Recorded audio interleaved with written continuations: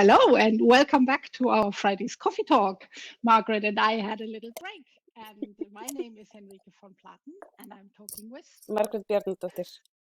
We still know how to do this. And we had a little break, and we're coming back now, but we're going to be coming back bi-weekly. So you're going to see us Friday, then you have a Friday for free, and then you have us again. And what we're going to be doing, Margaret, maybe give us a little hint. Yeah, so our thought was to, at least in the beginning half of the year, to think about, okay, what is pay equity in this new normal, right? So we know that the pandemic had a lot of impact on how organizations function, had a lot of impact on, people that left, people that found new jobs, etc. And, what are some of the implications and the open questions when it comes to pay equity in let's call it the new normal.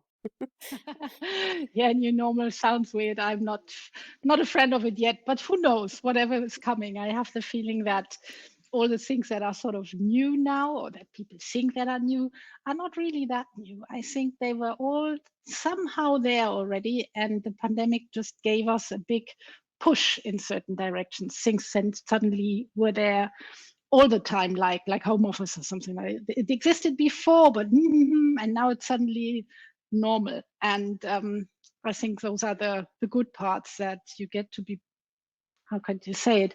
You get pushed into a direction so fast that you have to adapt to the change. You can't choose to not change. So I like that part. Yeah. I think one of the big questions on the comp side, on the compensation side, is how do we create a compensation strategy around remote work? Because a lot of jobs, we demonstrated during the pandemic that you don't have to be in the office, right? So what organizations are facing now is, okay, are we going to reward the fact that you show up in the office, right? Does that bring extra benefit? And then do we discriminate between those who actually show up in the office versus those who work from home, right? Or what is the value to the organization, whether you show up at an office or you just stay at home and work from home, right? So I think that's an open question, and it would be really interesting to maybe, talk to some practitioners actually about, okay, how are you dealing with this? How are you rethinking your comp strategy around remote work? Because I think there's a lot we haven't figured out. And then thinking about how does that affect pay equity as well. Absolutely. I think that's really an open question, and it's full of potential discussions in so many multiple directions. So we do have some practitioners on mind, but we are also very happy if you hear us, if you send us your opinion or have an idea or do something in these directions and start to interact with us. We're not here to just blow out. We want to interact with all of you. And I think this question of home and remote has a lot of potential also in the discussion of the value of work, and is the value of the output that I'm bringing different because of the place where I actually do the work or not? And my answer to this question would have been so different some time ago to what I'm thinking about right now, but I'm going to leave that because that's for another moment. And another idea or another big question that I think that we will definitely tackle as well is the time that we work. Because we've seen that before already, or some time ago, people started to work less, and all the part-time questions. And I think my personal belief is we will have to really make this jump into a new sense of what is full-time, is how many hours are full-time. Looking historically, we know that we've been having 80-hour weeks, 70, 60-hour weeks, 50, 42, now 40. In some places, it's already 36 and a half. So it's been going down what we understand as full-time. And why not start and make sort of a big jump to a 32, or some even make a 25-hour week, and then say, okay, but of course I have to be able to live from the money I earn from that. We don't want to go in the direction where people start to take 2 jobs again so they can survive. But I think we really need to change the amount of hours that we call full-time. So I don't know if you have a quick thought on this one, Margaret, but No, but I think it's related to this thought of how are we going to measure and reward remote work, right? Because we're probably not clocking in on our laptops right at home. We sit here in our living rooms and we work, right?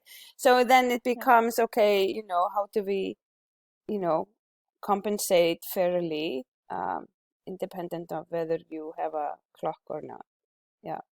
Yeah, that's a good one. I like that, because the clock question has always been on my mind too. Always. It's very different habits also, and very different characters and personalities on the question when you come to, do you want to have clocked time or not?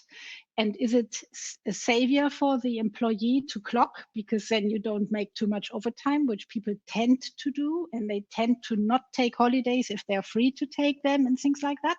So are we actually, with these control systems, helping employees that need that, or are we not?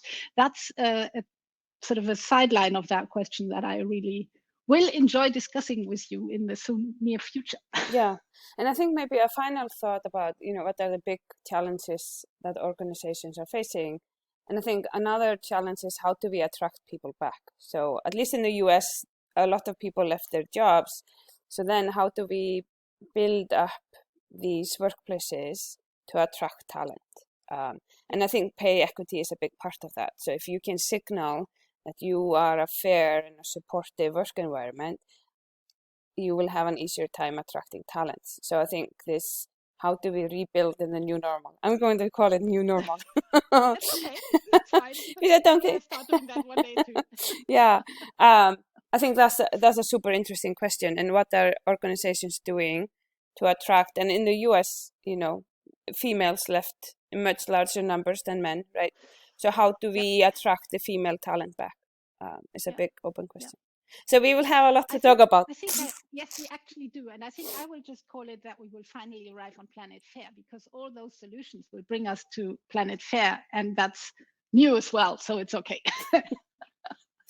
Sounds good. So until really next time. Forward. Yes. Yeah, I really look forward to it. See you soon, Margrét. All right. Bye. Bye-bye.